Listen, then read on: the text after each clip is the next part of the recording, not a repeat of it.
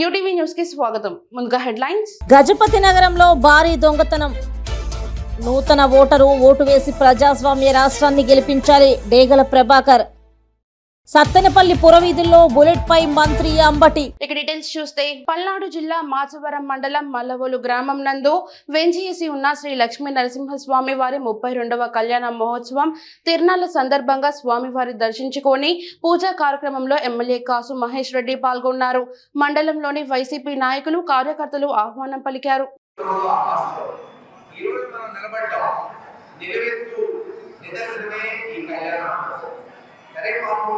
తెలుగుదేశం నాయకులు దేవుడి సన్నిధిలో కూడా నిలబడి అబద్ధాలు చెప్తుంటారు. అది వాళ్ళ ప్రత్యక్షతకి వదిలారు.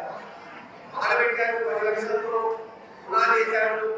కానీ పునాదితో బిల్డింగ్ రా తర్వాత దాదాపు 50-60 లక్షల రూపాయలు పంచాయతీ ఫండ్స్ లేదు మండల funds MLA grant MP grant తీసుకుంటే ఈ రోజు ఉన్నతమైన కళ్యాణ మండపంగా ఈ నియోజకవర్గంలోనే ఈ రూపుదిద్దుకుంది. అనేక కులాల వారు మతాల వారు ఈ రోజున ఈ కళ్యాణ మండపం వాడుకున్నారు. అదే చివరికి మాకు మిగిలిపోయేది. కానీ ఒకటి చెప్తున్నా, ఈ కళ్యాణ మండపం మేము 60 లక్షలు తెచ్చి పూర్తి చేశామంటే గొప్ప మాది కాదు, గొప్ప భగవంతుడు. మనం నిమిత్త మాత్రులు మాత్రమే. సరళం ఉండాలి, అదృష్టం ఉండాలి, కష్టపడాలి, ఊహించండి. లేకపోతే వాళ్ళు పునాది రాయేసి 10 లక్షలు ఖర్చు పెట్టి మేము రావటం, మీ దయ వల్ల అధికారంలో రావటం, ఈ రోజు 60 లక్షలు పెట్టి పూర్తి చేశామంటే ఎక్కడో మా తలరాతలు మా నుదిటి మీద ఈ మల్లవోలు గ్రామంలో ఈ కళ్యాణ మండపం ఇదో నాయకులు, సర్పంచులు, ఎంపీటీసీలు వీళ్ళందరూ కూడా గర్వించదగ్గ విషయంగా ఈ రోజు పూర్తి చేయగలిగామంటే మళ్ళీ చెప్తున్నాను, మేమందరం నిమిత్త మాత్రులు మాత్రమే. లక్ష్మీ నరసింహస్వామి నడిపిస్తుంటే నడవగలుగుతున్నాం, ఊపిరి పీల్చుకోగలుగుతున్నాం. ఈ కళ్యాణ మండపాన్ని మరోసారి ఆయనకే మనం అందరం కూడా దండం పెట్టుకుంటూ 4 కాలాల పాటు మనం అందరం కళ్యాణ బిడ్డలు పాపంతో స్నేహితులతో హాయిగా ఉండాలని అందరూ ఒకసారి ఆయనకి ఘనంగా మరి మన యొక్క అభినందనలు తెలియజేయాలి. రాబోయే ఎన్నికలలో తెలుగుదేశం పార్టీ అధికారంలోకి రానుందని, తెలుగుదేశం పార్టీ మేనిఫెస్టో సూపర్ 6 పథకాలకు ప్రజలు ఆకర్షితులవుతున్నారని, అందువల్ల ప్రజలు తెలుగుదేశం పార్టీని కోరుకుంటున్నారని శ్రీకాకుళం నియోజకవర్గం తెలుగుదేశం పార్టీ యువ నాయకులు గొండు శంకర్ అన్నారు. విశాఖ ఏ కాలనీ పార్టీ కార్యాలయంలో శంకర ఆధ్వర్యంలో మండల వీధి పరిసర ప్రాంతాలకు చెందిన 30 మంది మహిళలు తెలుగుదేశం పార్టీ తీర్థం పుచ్చుకున్నారు. కళింగ వైశ్య మహిళా సంఘం కార్యదర్శి కోరాడ పద్మావతి ఆధ్వర్యంలో ఈ చేరికలు జరిగాయి. ఈ సందర్భంగా శంకర్ మాట్లాడుతూ తెలుగుదేశం పార్టీలో రోజు రోజుకి ప్రజలు స్వచ్ఛందంగా చేరుతున్నారని, రాష్ట్ర భవిష్యత్తు బాగుపడాలంటే తెలుగుదేశం పార్టీని గెలిపించుకోవాలనే ఉద్దేశంతో పార్టీలో చేరడం జరుగుతుందని, ప్రజలు కార్యకర్తల చేరికలతో పార్టీ మరింత బలపడుతుందని అన్నారు. పార్టీ కోసం నిరంతరం శ్రమించి పార్టీ విజయానికి కృషి చేస్తానని తెలిపారు. అనంతరం వారికి తెలుగుదేశం కండువాలు వేసి ఆహ్వానించారు. అందరికీ నమస్కారం. ఈరోజు మన రాష్ట్ర భవిష్యత్తు బాగుపడాలి, మనందరి భవిష్యత్తులు బాగుండాలి అనే ఉద్దేశంతో చంద్రబాబు నాయుడు గారు సూపర్ 6 పథకాలకు కూడా ఆకర్షితులై, అలాగే రాష్ట్రం 20-30 సంవత్సరాల వెనక్కి వెళ్ళిపోయినందున మళ్ళీ రాష్ట్రం చక్కదిద్దుకోవాలంటే సరైన నాయకత్వం అవసరం. మళ్ళీ చంద్రబాబు నాయుడు గారు ముఖ్యమంత్రి కావాలనే ఉద్దేశంతో ఈరోజు శ్రీకాకుళం పట్టణం చిన్నమండల వీధి నుండి కళింగ వైశ్య సంఘం మహిళా కార్యదర్శి అయినటువంటి కోరాడ పద్మావతి గారు, అలాగే భర్త కోరాడ శత్రుఘ్నుడి గారు, అలాగే వారి సోదరులు శివనారాయణ గారు, వీర్రాజు గారు, చంద్రభూషణ్ గారు, రాజేష్ గారు, అలాగే వివిధ చిన్నమండల వీధి నుండి వాళ్ళ మహిళా సంఘం తరఫు నుండి కూడా పార్వతమ్మ గారు అందరూ కలిపి దాదాపు 30 కుటుంబాలు ఈరోజు తెలుగుదేశం పార్టీలో చేరడం జరిగింది. మాఘ పౌర్ణమి సందర్భంగా వారందరూ కూడా నేను హృదయపూర్వక స్వాగతం పలుకుతూ, మనం అందరం రేపు రాబోయే ఎలక్షన్లో కష్టపడి చంద్రబాబు నాయుడు గారిని ముఖ్యమంత్రి చేసుకోవాల్సిన బాధ్యత ఉంది కనుక అందరూ ముందుకు రావాలని నేను పిలుపునిస్తూ, ఈరోజు ఈ ఎవరైతే ఈ మన కోరాడ ఫ్యామిలీ నుండి వచ్చారో వీళ్ళందరూ అంతవరకు కవిటి గారు మాజీ ఎమ్మెల్యే శ్రీకాకుళం చేశారు ఆయన. గజపతి నగరంలో భారీ దొంగతనం. గజపతి నగరం మండల వారి కాలనీలో యాసర్ల అప్పలనాయుడు ఇంట్లో భారీ దొంగతనం జరిగింది. తాళాలు వేసుకుని పెళ్లికి వెళ్లడంతో తాళాలు వేసి ఉన్న ఇల్లును టార్గెట్ చేసిన దొంగలు, తాళాల కోసం తలుపులు విరగ్గొట్టి దోచుకుపోయిన దొంగలు, సుమారు 10 లక్షలకు పైగా డబ్బు బంగారం దోచుకుపోయిన దొంగలు. దొంగతనం జరిగిన తీరును పరిశీలించిన Gajapati Nagaram CI N V Prabhakar, SI Mahesh clues team వేలిముద్రలు సేకరిస్తున్నారు. కేసు నమోదు చేసి దర్యాప్తు జరుపుతున్నారు. టీడీపీ జనసేన అధిష్టానం ఉమ్మడిగా ప్రకటించిన ఎమ్మెల్యే అభ్యర్థుల జాబితాలపై ప్రజలు హర్షం వ్యక్తం చేస్తున్నారని మాజీ మంత్రి డాక్టర్ పొంగూరు నారాయణ తెలిపారు. నెల్లూరు నగర నియోజకవర్గ పరిధిలో 4-7 డివిజన్ల పరిధిలోని ఆయా ప్రాంతాల్లో బాబు షూరిటీ భవిష్యత్తుకు గ్యారంటీ కార్యక్రమంలో భాగంగా ఆయన పర్యటించారు. డివిజన్ కు విచ్చేసిన నారాయణకు టీడీపీ శ్రేణులు, ప్రజలు ఘన స్వాగతం పలికారు. ప్రజలతో సమస్యలపై ఆరా తీసిన నారాయణ, టీడీపీ ప్రభుత్వం అధికారంలోకి రాగానే అన్నింటినీ పరిష్కరించేలా చర్యలు తీసుకుంటామని హామీ ఇచ్చారు. ప్రతి ఇంటికి వెళ్లి కరపత్రాలను పంపిణీ చేసి టీడీపీకి మద్దతు ఇవ్వాలని కోరారు. ఈ క్రమంలో డివిజన్లో నారాయణకు అడుగడుగునా ఘన స్వాగతం లభించింది. ఈ సందర్భంగా మాజీ మంత్రి డాక్టర్ పొంగూరు నారాయణ మాట్లాడారు. 4-5 ఈ 2 డివిజన్లు యాక్చువల్గా భవిష్యత్ గ్యారంటీ కార్యక్రమాన్ని ఈరోజు ప్రారంభించాం.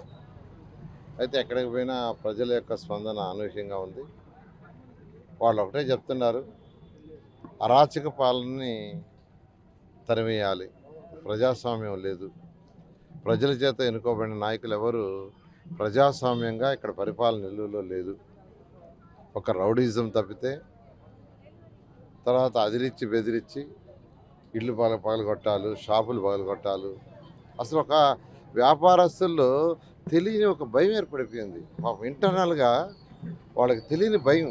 అంటే ఈరోజు ఒకరికి జరిగింది రేపు మనకెందుకు జరగదు, ఈరోజు ఒక షాప్ అతనికి జరిగింది రేపు ఉదయం మనకు జరగదు కదా అనే యొక్క భయం. అంటే ఏ రోజు ఎవరికి జరగదో తెలియదు. ఎవరు షాప్ పగలు కొడతారో, లేదంటే ఎవరు బిల్డింగ్ పగలు కొడతారో, ఎవరు లేఅవుట్ని స్పాయిల్ చేస్తారో అంటే వాళ్ళ మాట వినాలా. ప్రజాస్వామ్యంలో ప్రజల చేత ఎన్నుకోబడిన వాళ్ళు అసెంబ్లీలో చట్టాలు చేస్తారు.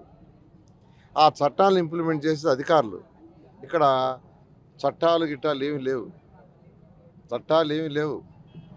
కేవలం ఒక ఎవరైతే నాయకులు ఉండారో వాళ్ళు అధికారులకు చెప్తారు, అధికారులు భయపడి ఇలాంటి అధికారులు ట్రాన్స్ఫర్ చేస్తారు, లేకుంటే అధికారులు ట్రాన్స్ఫర్ చేస్తారు. ఉదాహరణకి 7వ డివిజన్లో వేణు అనే ప్రెసిడెంట్ ఉంటే వాళ్ళ చికెన్ షాప్ని క్లోజ్ చేశారు. ఎందుకు క్లోజ్ చేశారంటే తెలీదు, అతని మాట వినలా. ఆ అధికారం ఎవరంటే హెల్త్ ఆఫీసర్, అంటే ఈ శానిటేషన్ మొత్తం చూసి నేనే అతను ఇక్కడ పెట్టింది. తెలుగుదేశం ప్రభుత్వం ఉన్నప్పుడు అతనికి అపాయింట్మెంట్ ఇచ్చింది నేనే. నాకు ఆ విషయం తెలుస్తాను, ఆ ఫోన్ చేస్తే ఫోన్ ఎత్తలా. మనిషిని పంపించి ఫోన్ ఇస్తే సార్ని అర్థం చేసుకోమనండి నా పరిస్థితి అన్నాడు. అది అలా భయపడుతున్నారు నిజంగా. సరే ఇంకెందుకులే అధికారిని ఇబ్బంది పెట్టడం, నేను డైరెక్ట్గా హైకోర్టులో స్టే తెచ్చి ఓపెన్ చేయించే షాప్. అంత అవసరమా?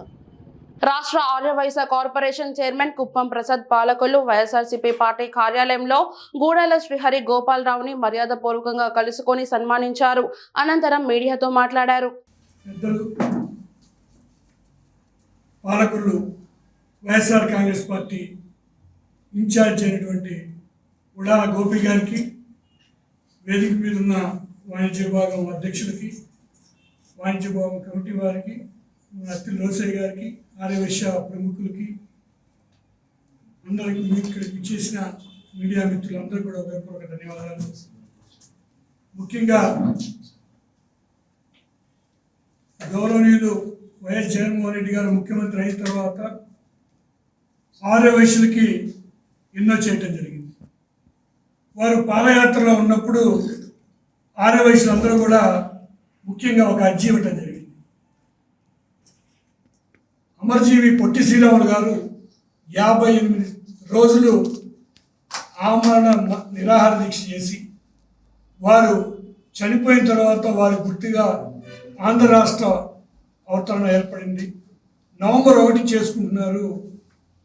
చంద్రబాబు నాయుడు ముఖ్యమంత్రి అయిన తర్వాత జూన్ 2 చేస్తున్నారు. ఇది కరెక్ట్ కాదని పాదయాత్ర పొడుగున ఆర్యవైశ్యులందరూ వినతిపత్రం ఇవ్వడం జరిగింది. నేను ముఖ్యమంత్రి అయిన తర్వాత ఖచ్చితంగా నవంబర్ 1నే ఆంధ్ర రాష్ట్ర అవతరణ చేస్తానని చెప్పారు. అదేవిధంగా ఆంధ్ర రాష్ట్ర అవతరణ నవంబర్ 1 మార్చడం జరిగింది. ఆర్య వైశ్యులకి మనోభావాలు దెబ్బతినే విధంగా చింతామణి నాటకం ఉంది. దాన్ని బ్యాన్ చేయమని అడిగిన పిమ్మట అది ఆపే జీవో ఇచ్చారు. మీ అందరికీ తెలుసు, లాస్ట్ టైం కూడా ఆ జీవో గురించి కోర్టుకి నా మీద రఘురామకృష్ణరాజు నా కోర్టులో కేసు కూడా వేశాడు. ఆయన ఇక్కడికి వచ్చి 2-3 రోజులు ధర్నా చేశాను. అప్పుడు నన్ను బెదిరిస్తున్నాడని కోర్టులో కూడా వేయటం జరిగింది.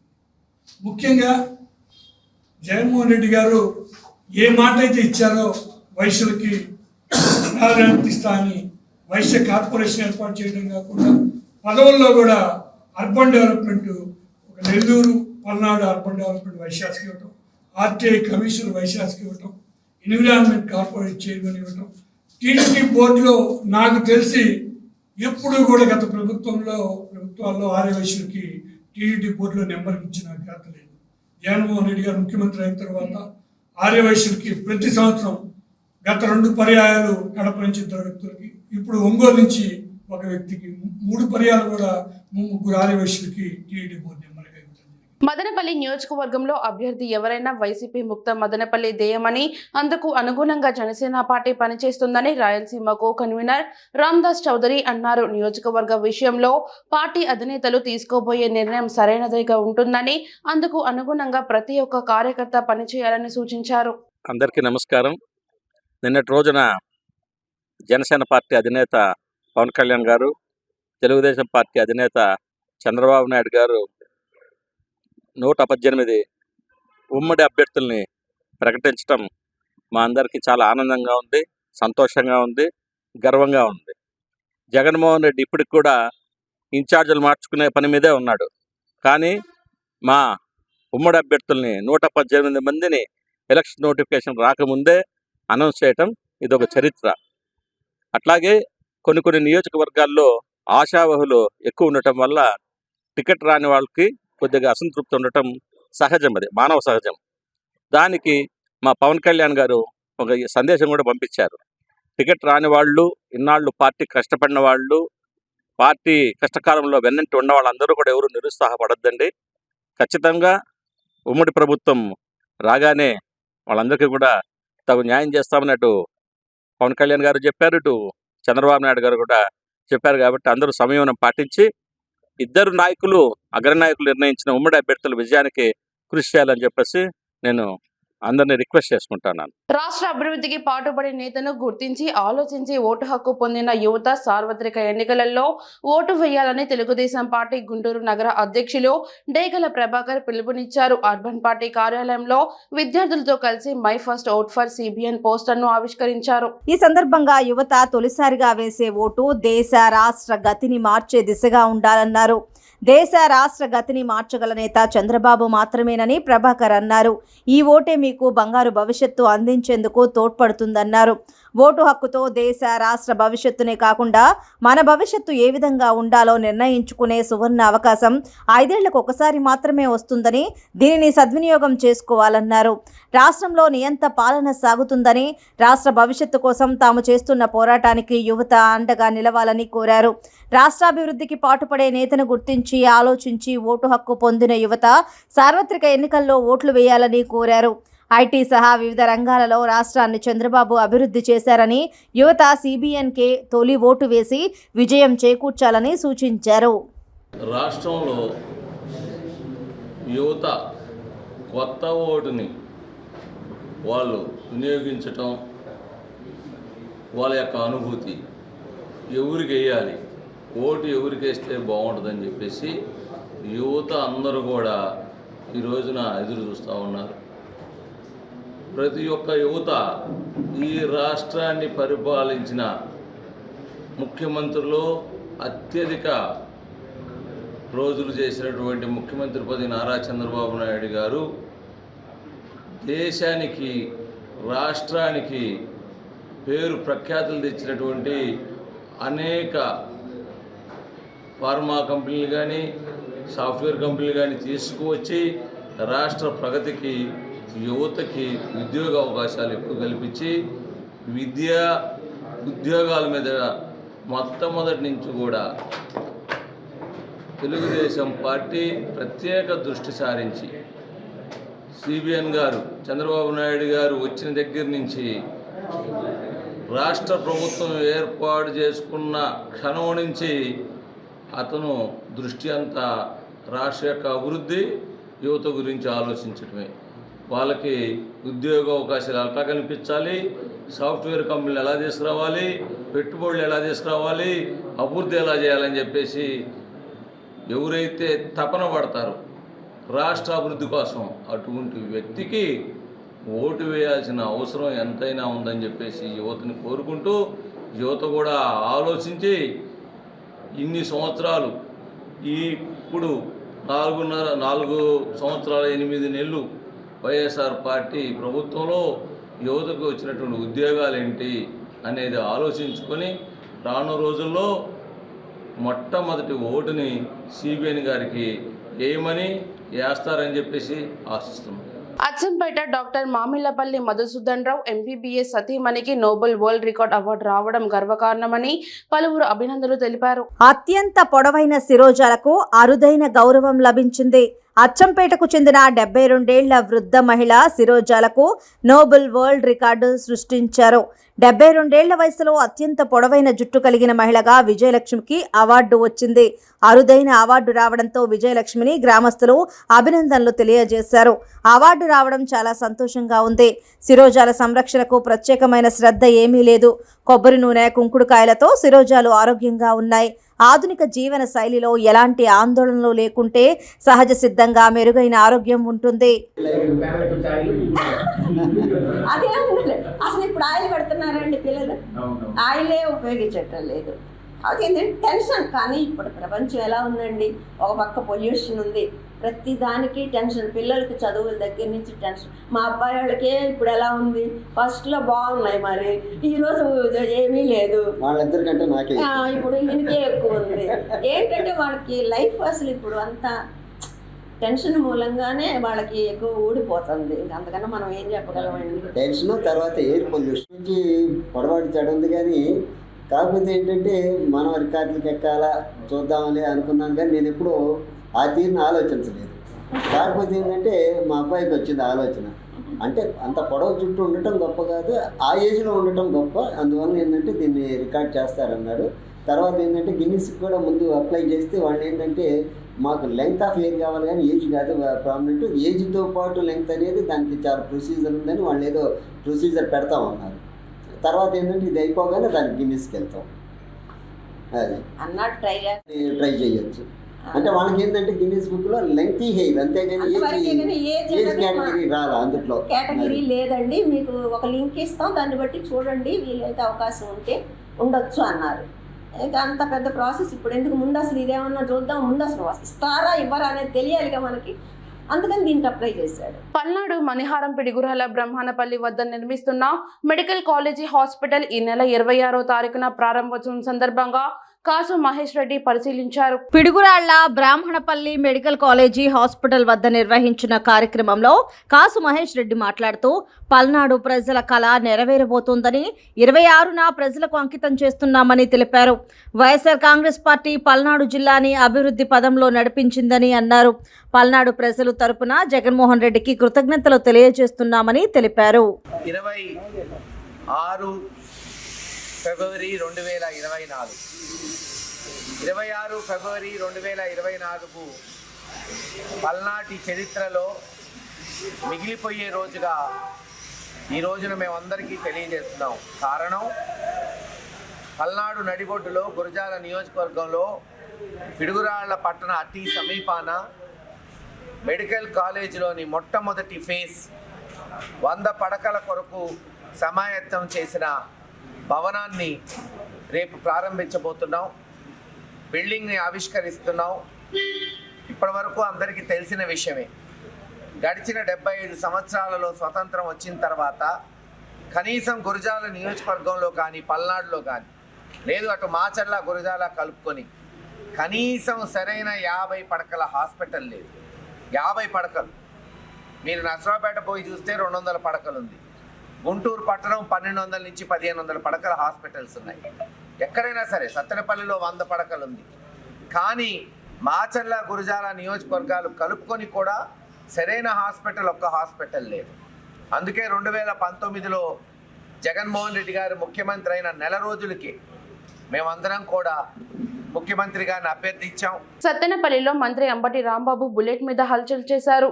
సత్తెనపల్లి పురవీధులలో బుల్లెట్ బైక్ డ్రైవ్ చేసుకుంటూ స్థానికులను పలకరిస్తూ తిరిగారు. జిల్లాలో సుప్రీంకోర్టు న్యాయమూర్తి జస్టిస్ పమిడి గంటం శ్రీ నరసింహ, రాష్ట్ర హైకోర్టు ప్రధాన న్యాయమూర్తి జస్టిస్ ధీరజ్ సింగ్ ఠాకూర్ పర్యటన చేశారు. జిల్లా కేంద్రంలో 99.20 కోట్ల వ్యయంతో నిర్మించనున్న విజయనగరం జిల్లా కోర్టు భవనాల సముదాయానికి శంకుస్థాపన చేసిన సుప్రీంకోర్టు న్యాయమూర్తి జస్టిస్ శ్రీ నరసింహ, జస్టిస్ ధీరజ్ సింగ్ ఠాకూర్ 6 అంతస్తుల్లో రోడ్లు భవనాల శాఖ ఆధ్వర్యంలో కోర్టు భవనాల నిర్మాణ కార్యక్రమంలో పాల్గొన్న హైకోర్టు న్యాయమూర్తులు justice you Durga Prasad, justice Nimmagadda Venkateswarlu, రాష్ట్ర అడ్వకేట్ జనరల్ సుబ్రహ్మణ్యం శ్రీరామ్, రాష్ట్ర బార్ కౌన్సిల్ అధ్యక్షుడు గంటా రామారావు, కార్యక్రమంలో పాల్గొన్న జిల్లా జడ్జి బి సాయి కళ్యాణ్ చక్రవర్తి, జిల్లా కలెక్టర్ ఎస్ నాగలక్ష్మి, జిల్లా SP Deepika Patil, bar association అధ్యక్షుడు దామోదర్ రావు, రోడ్లు భవనాల శాఖ SE Vijayaratnam, RDO MV Suryakala, కార్యక్రమంలో పాల్గొన్న బార్ అసోసియేషన్ సీనియర్ న్యాయవాదులు